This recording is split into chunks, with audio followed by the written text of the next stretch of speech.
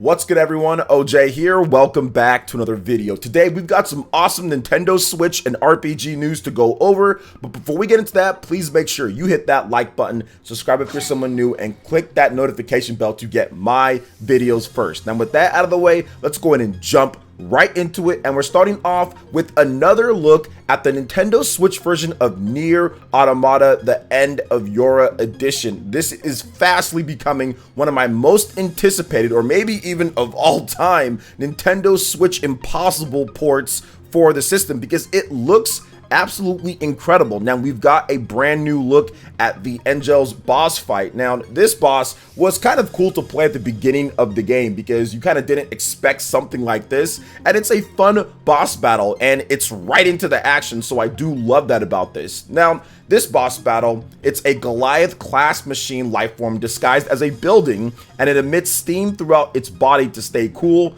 When attacking, it has fiery arms. Now that's awesome as well. Like I said, it's a really cool boss battle, but it's just the beginning of your adventures in NieR Automata. And like I stated, this is one of the most impressive Nintendo Switch ports that I've seen, especially for a large scale action RPG. Now there is a bit more information for those that are looking to pick it up. It's coming out in early October, October 6th to be exact. So it is a single player game, action RPG. Square Enix is the publisher, but Virtuos, they're the people who handled the Switch version of the game. Now I've seen people saying, oh wow, Platinum Games, they've done a great job with this Nintendo Switch version. And I'm like, well, wait a minute, hold up here. Platinum Games, yes, they made Bayonetta 3, they make Astral Chain, yes, and they did make the original NieR Automata as the developers, but they're not working on this one. They just originally made the game on the PlayStation 4. Now Virtuos, they've done all sorts of great RPGs on the Switch, the Final Fantasy games, they've done lots of stuff, open world games, large scale PlayStation 4, Xbox One ports. So I have the utmost confidence in this development studio to deliver a very competent port of NieR Automata on the Nintendo Switch, when I thought it really couldn't be done to the degree that they are doing it here. But it looks absolutely incredible. And one of the most craziest things about this Switch version of the game is that it's only 10.9 gigabytes. So it's not even the full 16 gigabyte cartridge, which makes me think, well, wait a minute, hold up here. Not only did they get the game to look as good as it does, because it literally looks like the PlayStation 4 version. And I know once Digital Foundry gets their hands on it, they're going to analyze every bit, and it's not going to be as good in certain areas or parts or whatever, which I completely understand that. But based off of just what I'm seeing right here compared to my playtime with the base PlayStation 4 version of the game, it's very comparable. But then they also made it to where it doesn't fill out the cartridge, or it's not something to where you need a 32 gigabyte cartridge. So their compression and their technique in making this game is very, very good. So shout outs to Virtuos and of course Square Enix for getting this done. I think that if NieR Automata does well, I think we could get NieR Replicant on the Nintendo Switch at some point as well. So this is awesome to see. And another really cool thing about this game is that there is a physical version. You can go on the Square Enix store and pre-order right now if you want. And it's only $39.99, so they're not doing the whole full-priced port of a game. There's another title that's coming out in October as well, and that is No Man's Sky, which I covered, which is a full $60 game. Nintendo also usually does full $60 games for their ports from the Wii U, so they're putting all this content in terms of everything that's been released so far in this game at under 11 gigabytes for $39.99, and it looks to be a competent port of a game with a very good development studio who knows how to make games on Switch behind it. This is pretty good, right? This is obviously a good deal here with this game. So what do you guys think about NieR Automata, the End of YoRHa edition? The impossible port seems to continue delivering, and it looks incredible. One of the best looking action RPGs on the Switch from what we're seeing from the trailers. Now, once the game actually comes out, we'll kind of go from there, but this is definitely impressive so far. So what do you guys think about all of this? Let me know in the comment section below. All right, and moving on to the next topic here, guys. We've got another big Monster Hunter style announcement, action RPG, cooperative type of play game for the PlayStation 5 and Xbox Series X, in addition to PC, and it's called Wild Hearts, and it's a very unlikely marriage or combination between two companies with Koei Tecmo and Omega Force, the Dynasty Warriors team, and also EA, the Western company that doesn't really make games like this. So very interesting, but let's go ahead and get into this because I checked out the trailer and I think that this game is going to be pretty solid. So hunting action game YoRHa will launch for the PlayStation 5, Xbox Series, and PC via Steam, Epic Game Store, and Origin on February 17, 2023 for $69.99, publisher Electronic Arts and Koei Tecmo studio Omega Force announced. Now here are the first details of this huge hunting action game. Published under the EA Originals label and developed by Omega Force, the team behind the popular Warriors series, YoRHa whisks players away on an epic adventure set in feudal Japan. There, they'll battle against giant nature-infused beasts called kimono, and the help of karakuri, sophisticated mechanisms crafted from a lost ancient technology. YoRHa takes place in Azuma, a fantasy landscape inspired by feudal Japan that is now rampaged by the once peaceful kimono, altering their environment at the cost of citizens' lives. Kimono range from plant-infused squirrels to massive king tusk wild boar. After a dreadful fight with the winter wolf Deathstalker, players become bearers of life-sustaining technology and are compelled to restore balance across the region. In YoRHa, players journey through Azuma as one lone wolf or pack hunt with up to 2 friends thanks to the game's co-op and cross-play features across all platforms. Very good idea on that because there's not as many people who have an Xbox Series or PlayStation 5 right now. So having it cross-play is definitely going to open up the multiplayer and make things more smooth. Now, players can expand their battle plans and go on special missions while pack hunting, join other hunters in the world, or take on the kimono on their own. The game will feature voiceovers in English, Japanese, French, Italian, German, and Spanish. Quote, YoRHa opens up a vibrant fantasy world to players that's as untamed as it is beautiful, said Koei Tecmo Game Executive Vice President Yusuke Hayashi in a press release. With YoRHa, not only do we want to showcase the evolution, infusion, and real threat caused by the kimono, but we also wanted to create a game where crafting was at the core of the experience, redefining what can be possible in a beast hunting game. We have placed great care in designing our karakuri to fit within the combat, and we're excited for players to use these powerful mechanisms to fight giant beasts and traverse the world. Electronic Arts Global Vice President Stuart Lang added, quote, EA Originals is a label for those who dare to explore. It's a home for studio partners like Omega Force, forging new ways to play from bold creative visions, and for players who love to discover untold stories of unseen worlds. We are excited to follow the wonderful and critically acclaimed It Takes Two from Hazelight Studios and the ingenious mechanics,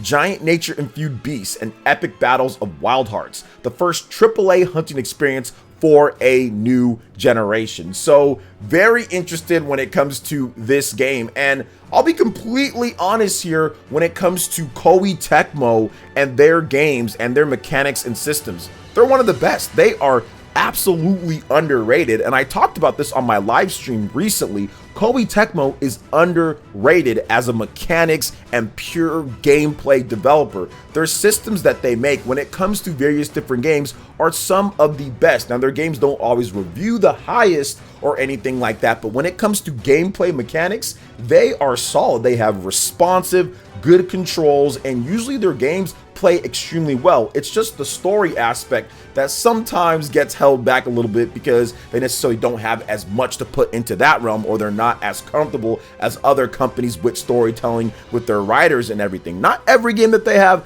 just some of them. Age of Calamity was awesome though. But I do want to talk about this because I think Koei Tecmo can make an honest and good competitor to the Monster Hunter series that many people might like more than Monster Hunter. So a perfect example of this is sometimes when Koei Tecmo, for example, gets a hold of some of these other IPs, right? Like The Legend of Zelda or Persona 5 Strikers. Some people like that more than the main game because of the action RPG mechanics in there. They made an incredible game. So I think that this game is worth paying attention to, or at least keeping your eye on as a good alternative to Monster Hunter. If you don't like the control, if you don't like the pacing or gameplay in that game, this might be something that gets you into that style or genre of game. So I know I'm definitely going to check it out because I've always loved Koei Tecmo's gameplay mechanics in games, and their take on Monster Hunter, yeah, I'll take that, or at least I'll check it out. So what do you guys think about YoRHa and this unlikely matchup between EA and Koei Tecmo / Omega Force? Let me know in the comment section below. All right, and moving on to some more Team Ninja / Koei Tecmo news. And recently, we've talked about what's going on with the Xbox in Japan on my live streams. It's been a topic of discussion on Twitter and various different places. The Microsoft initiative to kind of break back into Japan. And while we've seen some good efforts, it's obviously not as high as what they did back in the Xbox 360 era, but Microsoft went off to Japan for the Tokyo Game Show and brought a bunch of good games over to the Xbox Game Pass, like Ni no Kuni, for example. So I do think that there is some effort being made, but I think that this, in terms of what Team Ninja had to say, is the most realistic take that we've seen from a Japanese developer talking about things, because you really don't hear too much because they're all looking out for that Game Pass deal, right? So they're just going to keep their mouth shut and then work in the background, but they all see the Famitsu sales numbers. They all see the numbers that they have for their Japanese games that come out. They're pretty bad, and they know that. But I wanted to get into this take here. So Team Ninja says Xbox has a bigger presence in Japan, but Nintendo dominates Japan. So Microsoft has seen the sales of the Xbox grow since the release of the Xbox Series X and S, as the latest generation consoles have already sold nearly 3 times that of the Xbox One, but is currently tracking behind the Xbox 360 in the country. And the director and president of Team Ninja, Fumihiko Yasuda, in an interview with Video Games Chronicles, said Xbox has seen growth in Japan due to help from Game Pass. However, he says Nintendo continues to dominate the console market. We do feel there's a bigger presence for the Xbox platform in Japan. We're definitely seeing that here, said Yasuda. We think that Game Pass is helping a lot more people get acquainted with the Xbox platform. A lot more people are coming in and playing games and being part of that. However, from our perspective, just from a numbers standpoint, Japan seems to be pretty dominated by Nintendo consoles and the Switch. But yeah, we definitely are feeling in Japan that Xbox is definitely trying to take a bigger foothold with the current platform. So we do see that the Nintendo Switch sales have obviously, like I said, been dominating. That Famitsu just came out. I mean, Nintendo sells like 10 times more than all the other systems. I mean, they're just completely crushing the Japanese market.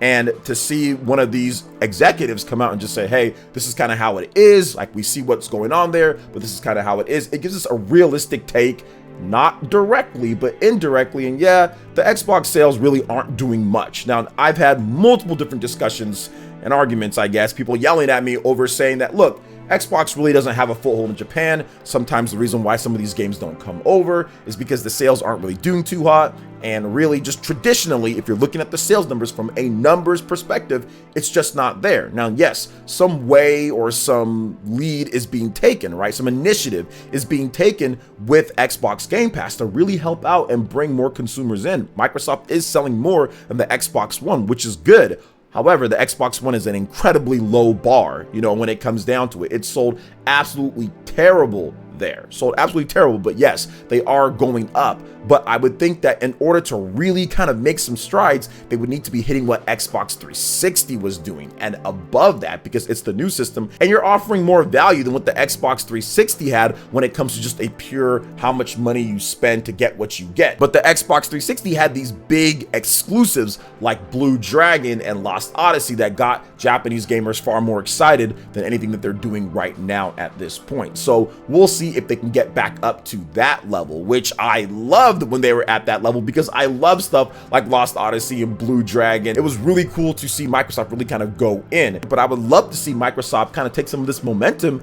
and these extra Game Pass dollars and invest it back into a big Japanese RPG, something like Lost Odyssey 2, something like Blue Dragon 2, or another big Blue Dragon game, or something like that would be really cool, or a brand new IP and say, hey, this is a Microsoft first party Japanese RPG. I think that would be ideal. Not sitting there and trying to purchase something like people try to say or do any of that, but actually make something original and invest back into the Japanese market in that type of way. I think that would be incredible if they were able to get something like that done. But what do you guys think about this when it comes to what the Team Ninja president had to say? Let me know in the comment section below. All right, it looks like we just got a lot of Team Ninja and Koei Tecmo news recently here, because we're talking about Ninja Gaiden and how Team Ninja isn't necessarily opposed to letting somebody else take over the mantle of the classic Ninja action game. Now, the director and president of Team Ninja, Fumihiko Yasuda,